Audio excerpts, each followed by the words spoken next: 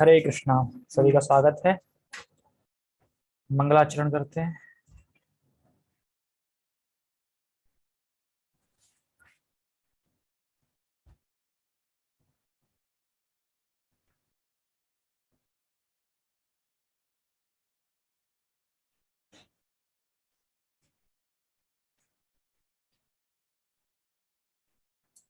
ओम अज्ञानतिमिरान्धस्य ज्ञानञ्जनशलाकया चक्षुरुन्मीलितं येन तस्मै श्रीगुरुवे नमः। श्रीचैतन्यमनोभीष्टं स्थापितं येन भूतले स्वयं रूपकदा मह्यं ददाति स्वपतिकान्तिकम्। वन्देऽहं श्रीगुरु श्रीयुतापदकमलं श्रीगुरून् वैष्णवांश्च श्रीरूपं साग्रजातं सहगणरघुनाथान्वितं तं सजीवं साधुवेतं सावधूतं परिजनसहितं कृष्णचैतन्यदेवं श्रीराधा कृष्णपादान् सहगणललिता श्रीविशाखान्विशांश्च। हे कृष्णा करुणा सिंधु दीनबंधु जगतपते गोपेश गोपिका कांता राधा कांता नमस्तुते।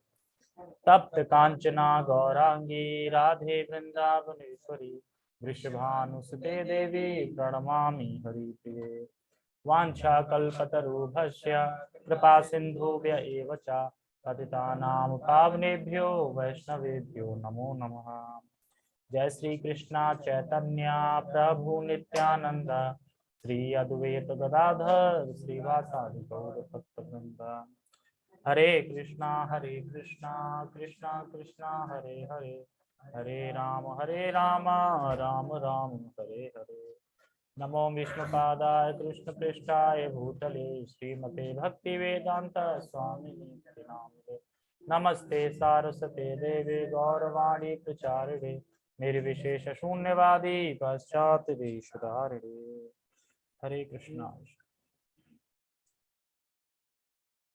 श्लोक नंबर भगवद गीता यथारूप अध्याय 6 श्लोक नंबर 7 है ना। 7 ही आज। ठीक है, शुरू करते हैं। तो आज के श्लोक में क्या बताया गया है कि जिसने अपने मन को जीत लिया उसके सिम्टम क्या हैं, उसके लक्षण क्या है। ठीक है, जिसने अपने मन को जीत लिया है तो ऐसा व्यक्ति क्या करता है, कैसा सोचता है, कैसे रहता है, और मतलब लाभ हानि इन सब में कैसे रहता है, ये सब बताया जाएगा। ठीक है, आज के विषय पे श्लोक पढ़ते हैं पहले। जितात्मनः प्रशान्तस्य परमात्मा समाहितः शीतोष्ण सुख दुखेषु तथा मानापमानयो।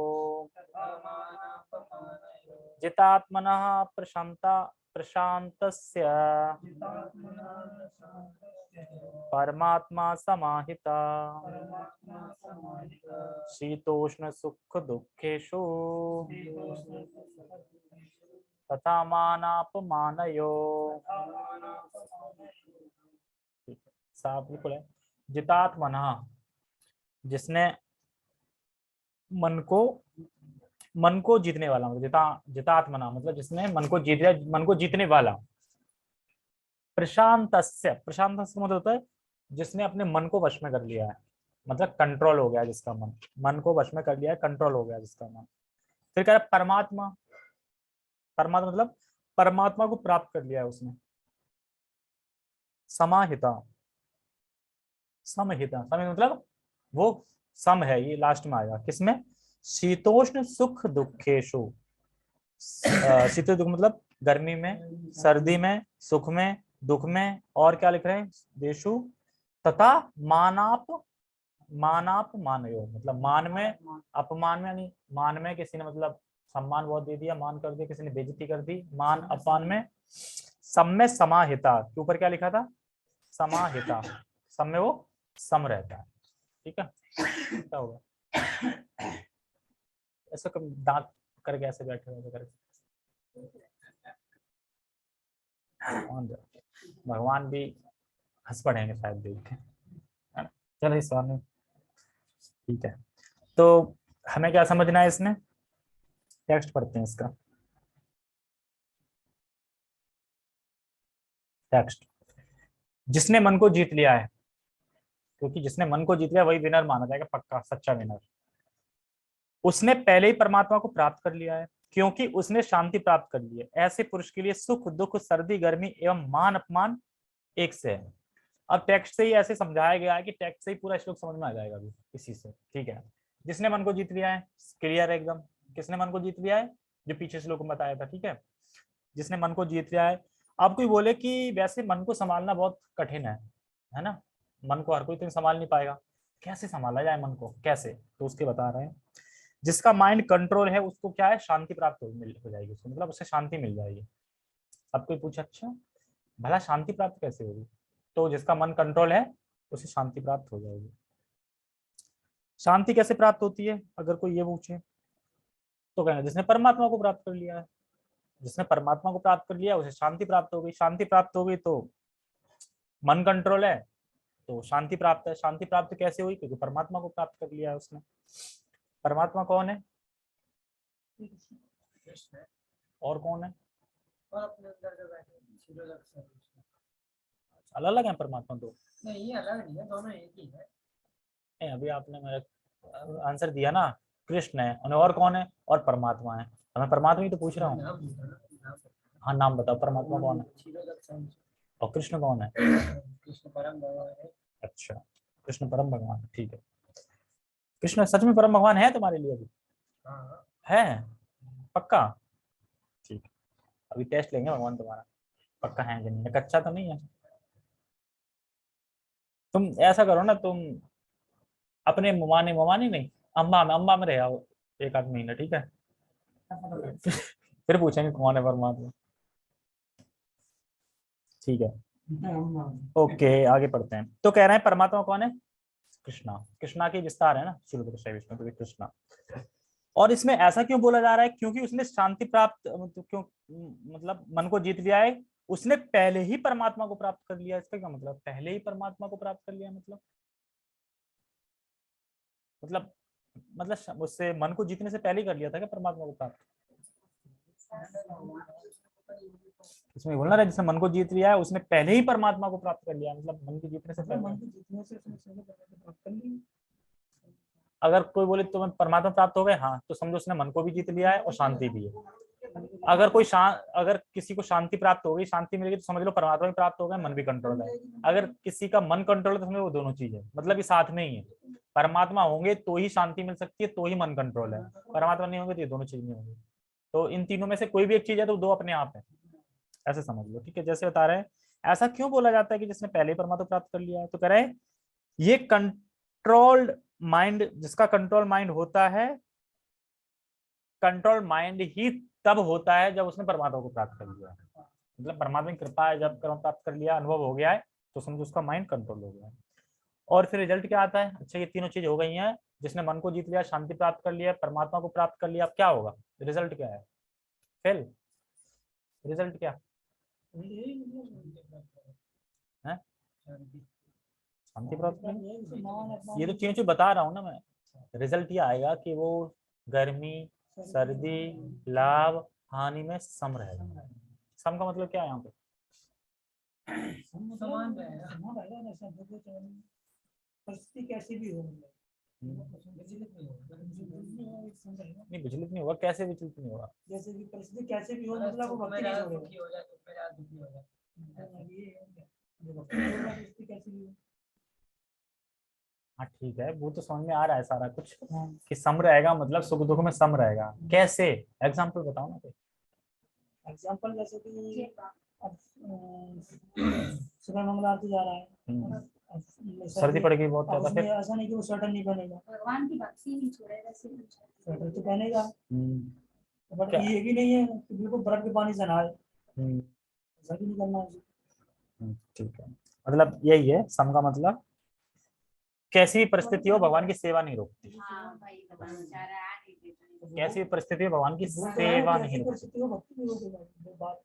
हाँ बात एक ही है, मतलब वो तो घुमा फिरा कैसे बोल रहे, तो सेवा वो नहीं रोकेगा, ठीक है। और इसमें बता रहे हैं तो रिजल्ट क्या आएगा? क्योंकि सुख दुख, और ये भला तंग किसको करते हैं? सुख दुख गर्मी सर्दी लाभ हानि किसको तंग करते हैं? जिसका मन कंट्रोल में नहीं है उसको ये तंग करते हैं, जिसका मन कंट्रोल में है उसको ये तंग नहीं करते, क्योंकि मन कंट्रोल में तो इसका मतलब शांति मिल गई, परमात्मा मिल गए तो हो गए। और जिसका मन कंट्रोल में नहीं, उसे शांति नहीं मिलेगी, परमात्मा नहीं मिलेगी, तो उसको ये परेशान करते, तंग करते रहते हैं, सुख दुख, और इंसान हंसता रहता है, मतलब खुश होता रहता है, हाँ सुख मिल रहा है, सुख मिल रहा है, पर उसे नहीं पता कि उसकी बैंड बज रही है। और कह रहे हैं कि जो यहाँ आ गया है कंट्रोल माइंड पे, तो वो हाई टेस्ट पे आ गया, मतलब हाई टेस्ट है ना, टेस्ट बोलते थे, टेस्ट आज मिलता नहीं आई, तो बाद में कर लेते हैं।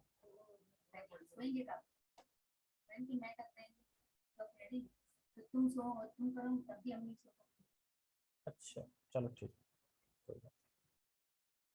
तो हाई टेस्ट आएगा, उसको फिर से सर्दी गर्मी लाभ हानि ये सब नहीं आता है, तो वो ये जैसे हाई टेस्ट मिल गया, मतलब हाई टेस्ट मिल गया है जिसको, अच्छी चीज मिल गई है, उसे फिर ये सब चीजें परेशान नहीं करती। कहाँ पे थे अपन, हाँ ठीक है। और इसमें टेक्स्ट पे और बता रहे हैं कि जिसने मन को जीत लिया है, हाँ सारी प्रॉब्लम चली जाती हैं उस व्यक्ति के लाइफ से जिसने मन को जीत लिया। एक ऐसे समझ सकते हैं अलग टाइप से, कैसे, जिस व्यक्ति ने मन को जीत लिया उसकी लाइफ से सारी प्रॉब्लम भाग जाती हैं, चली जाती हैं। प्रॉब्लम क्या आती है, यही तो सुख दुख लाभ हानि, यही प्रॉब्लम, तो ये सब चली जाती हैं। और वह संभव रहता है हर स्थिति में। जैसे मन को जीतना वैसे बहुत कठिन है, अभी बोला ना मन को कैसे संभाले हैं, बड़ा जिद्दी है मन, बहुत कठिन है। पिछले श्लोक में क्या बताया गया था, मन एक एक शैतान बच्चे की तरह है। शैतान बच्चा जैसे कि ऊधम करता है, उसे फोर्सफुली बिठाना पड़ता है, बैठो यहाँ पे, बिठाना पड़ता है, फिर भी भाग जाता है। तो ऐसे ही मन है, शैतान है, और वो भी कितना बड़ा शैतान है, कंपेयर किया गया था बंदर से। बंदर वो भी उसे दारू पी ली है, पागल बिच्छू ने काट लिया है, और ऊपर से भूत लग गया उसको, ठीक है। हाँ तो ऐसे ही मन है। तो कह रहे हैं कि मन को जीतना बहुत कठिन है, लेकिन मन को मोड़ना बहुत आसान है। आसान है ना एक तरह से, मन को मोड़ना, जीतना बहुत कठिन है। तो कैसे, कहाँ मोड़ना है, जिस रास्ते पे साधु संग, मतलब जिस रास्ते पे भक्त चल रहे हैं, भक्ति के रास्ते पे, बस वहीं मन को लगा दो पीछे। अब उनके संग रह रह के मन भी कंट्रोल हो जाए, क्योंकि वो जिस रास्ते पे चल रहा है ना उसी पे तुम चलोगे फिर। और अगर मन को तुमने ज्वारी कबाड़ी के रास्ते में चला दिया तो फिर जहां उनकी गति होगी वहीं तुम्हारी गति होगी। प्रभुपाद जी बोलते हैं इसमें, प्रभुपाद जी एक एनालाइज देते हैं, वैसे तो हर व्यक्ति भगवान की इच्छा का पालन करता है,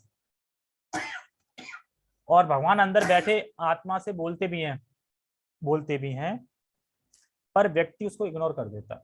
जैसे कि रास्ते में जा रहे हैं, 500 का नोट मिला, सबसे पहले मन एक्टिवेट होगा, मन क्या बोलेगा, उठा लो, मजा आ गया, पेट्रोल डला लूंगा, या फिर ना दोस्तों को पार्टी दे दूंगा, कि पार्टी दे दूंगा, कुछ हो जाएगा। ये बुद्धि कहेगा नहीं, अपने नहीं है, किसी के गिर गए हैं, मतलब किसी के गिर गए, या तो इसे उठाओ मत, होंगे किसी के, तो या फिर उठाना है तो भगवान की सेवा में लगा दो।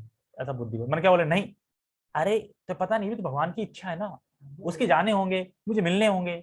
ये कौन करता है, ये मन करता है सबसे पहले, अरे मुझे मिलने होंगे ना, ऐसा करता है। है तुम्हारे वैसे भी होता है, पहले अपन ये सोचते हैं ना, भाग्य में लिखे हैं किसी टपक में, हमारे भी कभी गिरे होंगे, ऐसे बोलते हैं ना, मन बोलता है ये, बस ये बता दो क्या तुम्हारे हैं वो, नहीं है ना फिर। तो बुद्धि क्या बोलती है, नहीं। अब मन और बुद्धि आपस में बात कर रही है, और पीछे से परमात्मा बोल रहा है ये पाप है, ये पाप है, परमात्मा कोई नहीं सुन रहा। यार तुम चुप बैठो, तुम्हारी कौन सुन रहा है, परमात्मा कोई नहीं बैठा, ठीक है। हाँ परमात्मा हमेशा गाइडलाइन देते हैं, एक बार फर्स्ट टाइम कुछ भी कर रहे हैं गलत है, परमात्मा कहती पाप है, तो परमात्मा, अब परमात्मा फिर नहीं मान रहे हैं, मतलब परमात्मा ने जब बोला तो फिर उसने परमात्मा को चुप करा दिया, और बुद्धि को भी चुप करा दिया, मन मैं करूंगा, ठीक है। तो इसी बताते हैं कि जब भी कोई ऐसी स्थिति आती है तो वहां पे चार लोग बात करते हैं आपस में, और हम चुनते हैं मन को। एक ज्ञान बात करता है, ज्ञान बताता है ना, देखो गीता में ये लिखा है ना, ऐसे करना चाहिए, ज्ञान बोल रहा है। बुद्धि बोल रही है हाँ, मतलब ऐसे नहीं करना चाहिए, गलत है। और अंदर से परमात्मा सिर्फ एक बार बोलते हैं ये गलत है, ये पाप है, बस। दूसरी बार परमात्मा नहीं बोलते, दूसरी बार परमात्मा अलग हो जाते हैं, निरपेक्ष, क्योंकि दूसरी बार बोलेंगे तो फिर फोर्सफुली हो गया ना, कि तुम उसको फोर्स कर रहे हैं। एक बार आवाज देते हैं अंदर से कि नहीं ये गलत है, मत कर। हर कोई मर्डर करने वाला भी तो मर्डर करने से पहले उसे बोलेंगे गलत है, बस एक बार बोलेंगे फिर साइड हो जाएंगे। हाँ तो फिर उसमें बता रहे हैं कि ज्ञान परमात्मा मन बुद्धि, पर हम सुनते हैं मन की, क्योंकि मन कंट्रोल नहीं है। और जिसका मन कंट्रोल हो जाएगा वो किसकी सुनेगा, बुद्धि की। बुद्धि मतलब बुद्धि शास्त्रीय बुद्धि होगी, ठीक है, और परमात्मा की। तो बता रहे सबसे पहले आवाज परमात्मा की आती है, और वो हम समझ लें। समझेंगे कैसे, जब शास्त्र पढ़ेंगे। एक्चुअली जैसे कि क्रॉस चेक करना हो तो कैसे करेंगे, कहीं तुम्हें याद है मान लो बोला, अब उसको क्रॉस वेरीफाई करना है तो देखेंगे ना जहाँ लिखा होगा हाँ सही बोला था मैं। ऐसे ही कि जब परमात्मा बोलते तो हम समझे कैसे कि ये परमात्मा की आवाज थी, मन की थी, बुद्धि की थी, ज्ञान की थी, तो उसको हम समझ सकते हैं शास्त्र को पढ़ के, शास्त्र को देख के उसको समझ सकते हैं। ठीक है, और सम का अर्थ पहले हमने डिस्कस कर लिया। सम का अर्थ क्या है, हर स्थिति में भक्ति करते रहना। अब बताओ भगवान इसमें ये क्यों रख रहे हैं कि सुख दुख गर्मी सर्दी लाभ हानि मान अपमान ये सब से वो सम रहता है। इसका मतलब ये है कि ये आएंगे ही आएंगे, तभी तो रख रहे हैं ना, ऐसा नहीं है कि आएंगे नहीं खाली बताने के लिए, एक्चुअली आएंगे ही आएंगे, उसमें जो सम रह जाए वही है। लेकिन मुझे नहीं लगता यहाँ पे माई सेल्फ कोई भी सम रह पाएगा कोई सम। अभी भी जब सर्दी पड़ रही थी ना वृंदावन चलो, अभी नहीं, थोड़ा मौसम थोड़ा सही होने दो, मतलब थोड़ा सर्दी कम होने चलेंगे, तो क्या हो गया फिर, आ गए ना गर्मी सर्दी पे ही तो आ गए ना। अब जैकेट पहन के जाओ ना, जैकेट के लिए मना तो नहीं किया भगवान ने, भगवान ने बोला कि मेरी सेवा मत रोको, बाकी तुम्हें उस सेवा के लिए जो यूज करना है भौतिक चीजें जो भी है वो तुम कर सकते हो, जैसे अब जैकेट पहन लो हैवी वाली, नहीं लग रही सर्दी, लेकिन भैया सबसे बड़ा तो मन है ना, वही नहीं उठने देता, मन नहीं तो उठने देता। अभी जैसे कि अपन ट्रेन का एग्जाम्पल ले लो, भौतिक एग्जाम्पल, अगर अब टिकट दिन में 12 बजे की है तो कोई दिक्कत होती है बैठने में, कोई दिक्कत नहीं होती। अब सुबह 4 बजे की ट्रेन हो, फिर दिक्कत होती है, सुबह जल्दी जगना है, सुबह जल्दी जगना है, चलिए क्यों, क्योंकि वो सुबह ही नहीं है, फिर आराम से जो चीज हो रही है उसमें कोई दिक्कत नहीं आती, सुबह वाले में दिक्कत आती है क्योंकि उठने नहीं देता मन।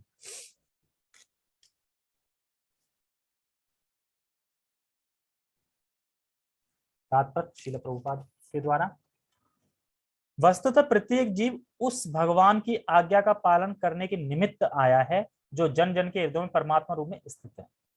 मतलब हम जो कुछ भी आए हैं भगवान की सेवा करने के लिए आए हैं, और कौन से भगवान, जो परमात्मा रूप में स्थित है। ठीक है, जब मन बहिरंगा माया द्वारा विपत कर दिया जाता है तब मनुष्य भौतिक कार्यकलापों में उलझ जाता है, और जैसे हम यहाँ के भूल जाते हैं, जैसे एक बूंद गिरी स्वच्छ थी, आए तो थे भगवान के निमित्त सेवा करने के लिए, गंदे हो गए इस जगत में ही, मैले हो गए, यानी जैसे आए रजोगुण तमोगुण ने घेर लिया, अब हम बहिरंगा माया द्वारा विपत कर दिया है, मतलब जो हमारा पथ है ना भगवान के पास जाना, वो भूल के विपत हो गए, और फिर क्या इसी कार्यकलाप में उलझ गए, शादी करना, बच्चे करना, जॉब करना, ये करना, बस इसी में उलझे रह गए, हर जन्म यही कर रहे हैं, किसी भी रूप में कर रहे हो पर कर यही रहे।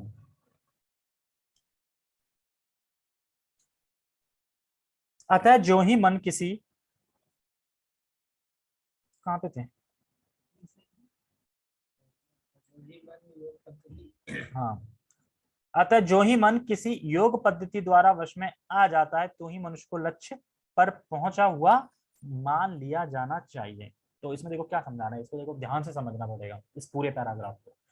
इसमें कह रहे हैं कि कोई व्यक्ति अगर लोफरगिरी कर रहा है तो उसे क्या मिलेगा, मिलेगा कुछ नहीं मिलेगा, क्यों नहीं मिलेगा, मान लो कोई लोफरगिरी कर रहा है, आवारगिरी कर रहा है, उसको कुछ नहीं मिलेगा, मतलब क्यों नहीं मिलेगा, क्योंकि उसका कोई लक्ष्य ही नहीं है। लक्ष्य है कि मतलब ये लक्ष्य हो, ये गोल है, ये मुझे करना है, तो उसका कोई लक्ष्य नहीं है, उसे कुछ नहीं मिलेगा, इधर उधर घूम रहा है, बदमाशी कर इधर घूम रहा है, तो ऐसा व्यक्ति क्या किसी स्थान पे पहुंचेगा, कर्म के हिसाब से पहुंचेगा, वैसे किसी गंतव्य नहीं, किसी स्थान पे नहीं पहुंचेगा। ठीक है, तो ये कह रहे हैं इसमें जो भौतिक माया देवी है उसने विपत कर दिया तो लोफरगिरी कर रहा है, मतलब तो उस लोफरगिरी में कोई भी हो सकता है, और दुनिया ऐसे ही लोफरों से भरी पड़ी है, तो बता रहे हैं दुनिया ऐसे ही लोफरों से भरी पड़ी है। लोफर का मतलब होता है कोई रिक्शे वाला हो सकता है, कोई बड़ा आदमी हो सकता है, कोई हो सकता है, लोफर मतलब जिसे अपना लक्ष्य नहीं पता करना क्या है, क्यों आए, वो सब लोफर में काउंट है, बड़े कोई टाई वाला हो, बड़े कोई रिक्शा चलाने वाला हो। ठीक है, और लोफर कोई भी हो सकता है, बड़ा छोटा हो सकता है, पर निरुद्देश्य जीवन जी रहा है। निरुद्देश्य मतलब कोई उद्देश्य नहीं जीवन का, निरुद्देश्य जीवन जी रहा है, आहार भय निद्रा मैथुन से, इसी में लगा पड़ा है। ठीक है, आप जैसे एक एग्जाम्पल से बता रहे, कोई जंगल में फंस गया मान लो, अब भटक रहा जंगल में, कहाँ रास्ता कहाँ रास्ता, अब खुदा ना खास्ता कोई व्यक्ति आके उसे रास्ता बता दे, तो देखो ये रास्ता है, इससे तुम जाओगे जंगल से बाहर निकल जाओगे, तो जैसे ही रास्ता बताया और जैसे ही उस रास्ते पे चल पड़ा तो वो जंगल से बाहर निकल जाएगा।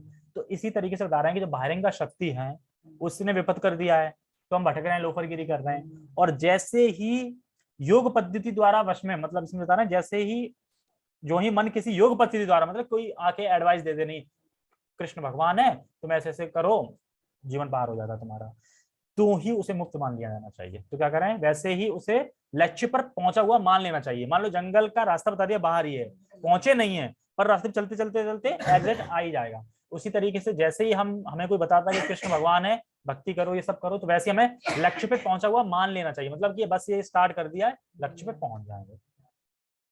समझ में आया? ठीक है। और जैसे जैसे हम भक्ति में बढ़ते हैं, कोई भी मिले मार दो उसे, है मार दो। हाँ, उसकी भौतिक इच्छाएं मारो, उसके भौतिक कार्यकलाप मारो। क्योंकि हम जैसे भक्ति में बढ़ जाएंगे ना, तो हम जिसको भी देखेंगे क्या देंगे, कहाँ से हरे कृष्णा करता है, मन में यही आएगा। और उसे मतलब जब भी कुछ बातें होंगी तो तुम भगवान की बातें करोगे कैसे, उसे भौतिक संसार से निकालने का ही प्रयास करोगे। जैसे जैसे भक्ति बढ़ती जाएगी तब होता है। मानने से मनुष्य को भगवत आज्ञा का पालन करना ही चाहिए। भगवत आज्ञा मतलब जो शास्त्र में भगवान ने बताया उसका पालन करना ही चाहिए। जब मनुष्य का मन परा प्रकृति में स्थिर हो जाता है, तो जीवात्मा के समक्ष भगवत आज्ञा पालन करने के अतिरिक्त कोई विकल्प नहीं रह जाता। परा प्रकृति अपरा प्रकृति वही है, हम तटस्था शक्ति हैं। परा प्रकृति हो गए भगवान, अपरा प्रकृति होगी माया देवी। ठीक है। और इसमें बता रहे हैं कि जीवात्मा भगवत आज्ञा पालन करती है, अतिरिक्त कोई विकल्प नहीं रहता। मान लो जिसको भगवत जो परमात्मा का मतलब आनंद का अनुभव मिल गया है, उसके पास वो क्या करेगा फिर? ऐसा तो नहीं है ना चौमिन बना के खाएगा, है लोफरगिरी करेगा, ऐसा तो कुछ करेगा नहीं। क्या करेगा? भगवान की सेवा करेगा। उसके पास कोई विकल्प ही नहीं है। जैसे कि एग्जाम्पल माँ बाप का दिया जाता है। जो बच्चे होते हैं छोटे, तो पूरी जिंदगी वो किसके लिए जीते हैं? अरे हम तो अपने बच्चे के लिए जी रहे हैं, उन्हीं को समर्पित है। तो क्योंकि उनके उनके पास कोई दूसरा विकल्प नहीं है। इसी तरीके से जब हमारा मत पर मतलब जो मन है, ममत्व है, वो भगवान में स्थित हो जाता है, तो हम किसके लिए जीते हैं? भगवान के लिए जीते हैं, और हमारे पास कोई और विकल्प नहीं रहता है।